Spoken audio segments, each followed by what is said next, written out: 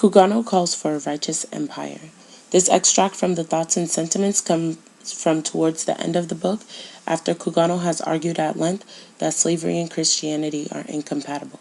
Cugoano's view that the British Empire could become a force opposed to slavery may seem odd now, but it was a widespread opinion in the late 18th century and one which was embraced by the British government during the 19th century. However, whether the British government's motives for opposing slavery then were altruistic or self-interested remains a matter for debate.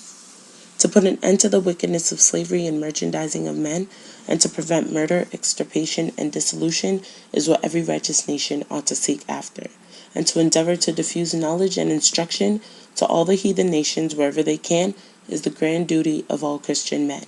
But while the horrible traffic of slavery is admitted in practice, there can be but little hope of any good proposals meeting with success anywhere, for the abandoned carriers of it on have spread the poison of their iniquity wherever they come, at home and abroad.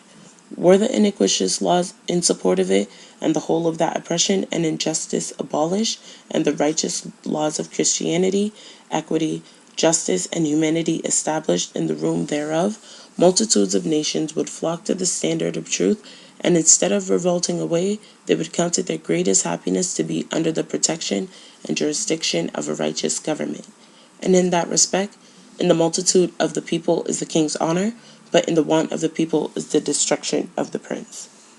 We would wish to have the grandeur and fame of the British Empire to extend far and wide, and the glory and honor of God to be promoted by it, and the interest of Christianity set forth among all the nations wherever its influence and power can extend,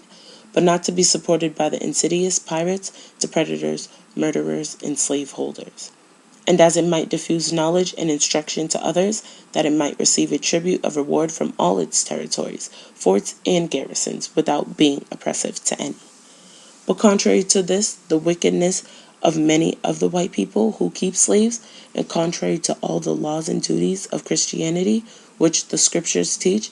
they have in general endeavored to keep the black people in total ignorance as much as they can, which must be a great dishonor to any Christian government and injurious to the safety and happiness of the ruler.